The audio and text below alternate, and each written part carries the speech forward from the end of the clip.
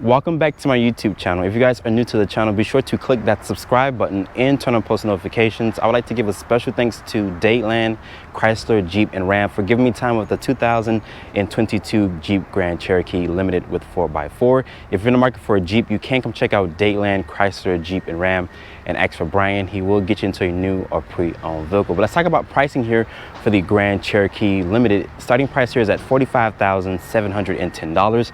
This one stickers for $50,590. But let's talk about the front styling here of the Grand Cherokee. As you guys can see here, my model is painted in this black exterior color. This is the limited model. I'm not a big fan of the rim design. We'll talk about that once we get to the side profile. Let's talk about the front fascia here. This is all new for 2022. Jeep did show the Grand Cherokee L for 2021, but this is a 2022 model. But this is the short wheelbase version. As you guys can see here, standard on all models are going to be these multi-reflector LED headlights with an LED turn signal with an LED daytime running light. And my model also has these LED fog lights here at the lower part of the fascia. That's front parking sensors. It's also the 7-slot corporate Jeep grille with the Jeep emblem on front of the hood. As you guys can see, very long hood to give it that long overhang design, which I think Jeep did a really good job here with the exterior styling. Looking at the side profile here, this has a 116.7-inch wheelbase with an overall length of 193.5. So this is shorter compared to the 3-row version of the Grand Cherokee, but that's why Jeep calls it the L. The longer version of the Grand Cherokee, as you guys can see by the numbers that I mentioned. As you guys can see here, looking at these tires here, I'm not a big fan here of the rim design. Like I mentioned, it doesn't do justice for this vehicle, especially for this to be the limited model here. But these are a 265/60 Michelin tire. They're wrapped in this 18-inch rim design. Like I mentioned, not a big fan of the rim design. There's also the Grand Cherokee badge here with the American flag to show that they have American pride here. There's this LED sight marker, and up top, my model does offer this large panoramic sunroof here with these aerodynamic roof rails. Making our way to the rear here of the Grand Cherokee, as you guys can see here, full LED taillights, just like on the Grand Cherokee L. They're very slim. They're full LED, turn signal, brake light, and reverse light.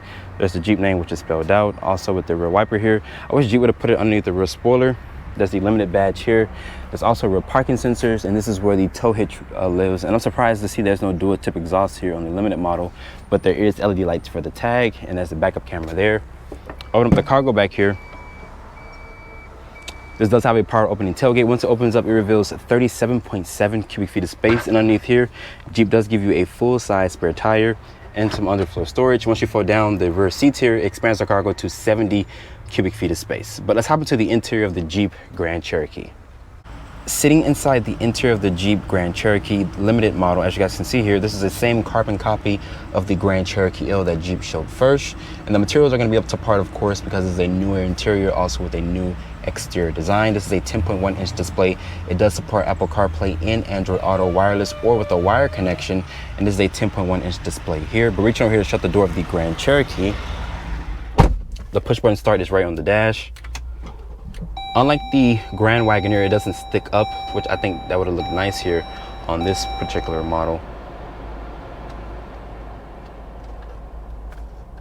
But looking here at the door panel materials here, going to be a nice soft touch ejection molded plastic. There is aluminum painted door handle here. As you guys can see, there's also 2-person memory seats. This wood trim, I'm not sure if it's a real wood. I don't think it's a real wood, honestly. There's your mirror controls here. It is auto up, auto down, only for the driver and passenger, but not for the rear windows. There's your lock controls.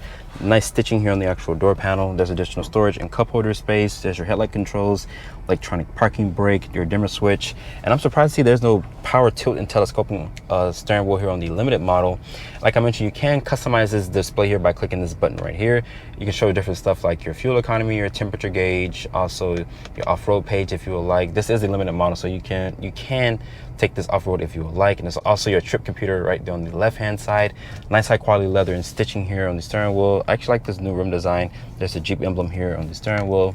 Over here is for your driver's assistance. There's even paddle shifters here, and they're plastic, but they do feel nice to touch. The materials on the dash can be a nice soft touch ejection molded plastic as well with nice stitching. There's your air vents. Over here is for the automatic start stop, lane keeping assist, traction control, hazard button, also for your parking sensors. And like I mentioned, this is a 10.1-inch display. I had to unlock my iPhone 13 Pro Max really quick. As you guys can see, once I open it, it does show you on a very bright screen. It is running the Uconnect 5 system. As you guys can see, going here to the Google Maps is very responsive. Jeep did a really good job here with the processing. Going here to vehicle information, as you guys can see, you can access the rear camera via this button here. There's trajectory with distance markers. You can zoom in and out, but Jeep should update the quality, but it still looks really good here for what they have to offer. Going here to the home page, this is how the Connect 5 system looks. It looks really good. Going here to the TomTom navigation. Sometimes when I click it, it does do it. Let me see if I go here. Once I click this, it does take up the whole 10.1 inch display. The touch response is very good. Jeep has been updating this system over the years. There's a volume and tune knob. There's also 3-level heated seats with a heated steering wheel function. This also has dual climate control. There's 2 Type-C ports, 2 Type-A ports. There's also a 12-volt additional storage space there. Putting the vehicle into reverse, as you guys can see, like I mentioned, there's a backup camera. There's front and rear parking sensors. Over to the right, you can put it into drive. And this is a real metal shifter. Putting it back into park. There's a sand and mud mode there, also with snow, auto, and there's a sport mode. Once you click it down, it does change the display here to show you what drive mode that you're in. Most likely I'm just going to keep it in auto. There's 2 cup holders here. The armrest here is going to be nice and padded. It does reveal a 2-tier storage, pretty deep storage well. The seats in here, they're supportive, they're comfortable. I like the nice stitching, really comfortable seats. And above me there is this panoramic sunroof to let light into the cabin. There's also the 3 garage remote right there. There is LED lights throughout the cabin as well. Nice wood trim here. Like I mentioned, I don't think it's real wood, but looking at the glove compartment, it does offer a large storage. But overall, like I mentioned, this is a carbon copy of the Grand Cherokee L, but the materials and stuff are up to par. And I also like the technology that Jeep is offering here on the Grand Cherokee. Getting into the back seat here of the Jeep Grand Cherokee, as you guys can see here, pretty good step-in height. Also, I have plenty of headroom here, even with this large panoramic sunroof. And looking down here, Jeep says you're getting around 39.4 inches of legroom. I have a decent amount of foot space underneath the driver's seat. This is where I have the seat to drive. There's 2 map pockets back here for storage. You also get some storage here, also with rear air vents. There is a household outlet with 2 Type-C ports, 2 Type-A ports. You also have 3-level heated seats. Surprised to see that here on the limited model. There's also, like I mentioned, another map pocket over there. Above me, there's this large panoramic sunroof, and there is no 3rd row option because this is the short wheelbase version of the Grand Cherokee. But looking here at the door panel material, is going to be a nice soft touch material with this wood trim here. There's also this aluminum painted door handle, nice and padded area here with stitching. The switch gear feels really nice. There's also additional storage and cup holder space, and you cannot slide the seat forward and back because, like I mentioned, there is no 3rd row option. But the seats do feel very plush and very supportive. Putting this armrest down here, it does reveal 2 cup holders.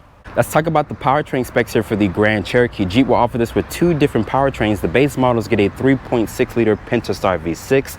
This powertrain makes 293 horsepower and 257 pound-feet of torque. It is paired with an 8-speed automatic transmission. Fuel economy for this V6 is rated at 19 in the city, 26 on the highway, and 22 combined. And this can tow up to 6,200 pounds. And Jeep will offer a plug-in variant just like on the Wrangler 4xe, but as of this filming, it is not available. So if you guys want to get that plug-in variant, you have to wait a couple of more months until Jeep brings it to your local dealership.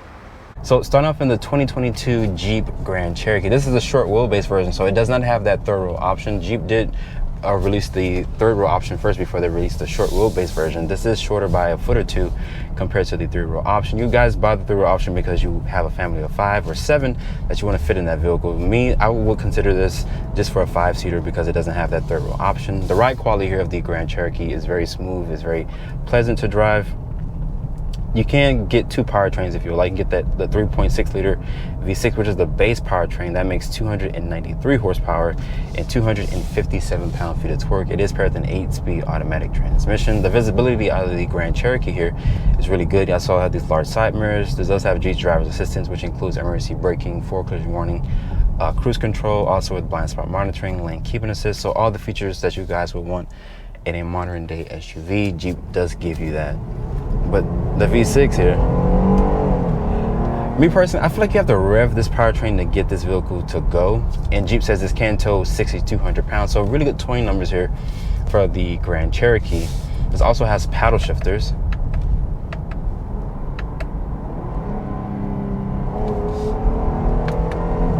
They're pretty responsive for what they do.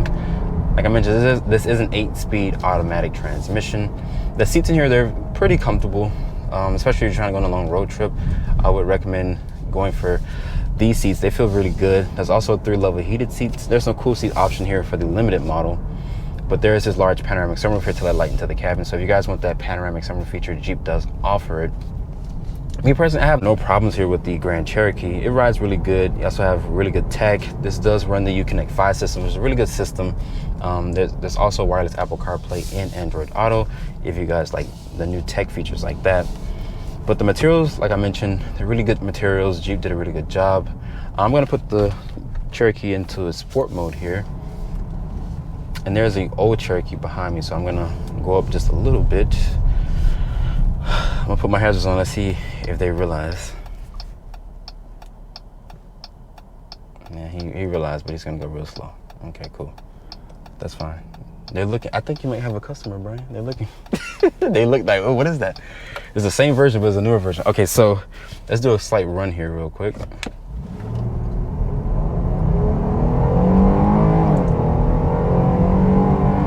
I want to say 0 to 60, maybe in the 7-second range.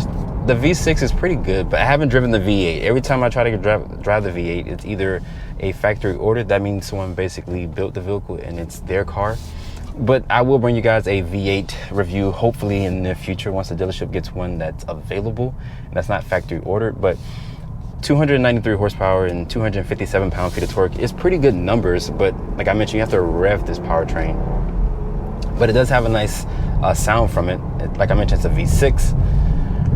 Fuel economy for the V6 is rated at 19 in the city, 26 on the highway, and 22 combined. Jeep is going to offer a plug-in variant, just like on the Wrangler 4xe, which I can't wait to drive that one. I'm not sure about the range. It might have around 20-something miles of range, which is super impressive. But I can't wait to drive the plug-in variant of the Grand Cherokee. After spending time with the 2022 Jeep Grand Cherokee 4x4, hope you guys have enjoyed this review here. Be sure to follow me on Instagram at DriveOnReviews and hit that subscribe button. And I'll see you all in the next review.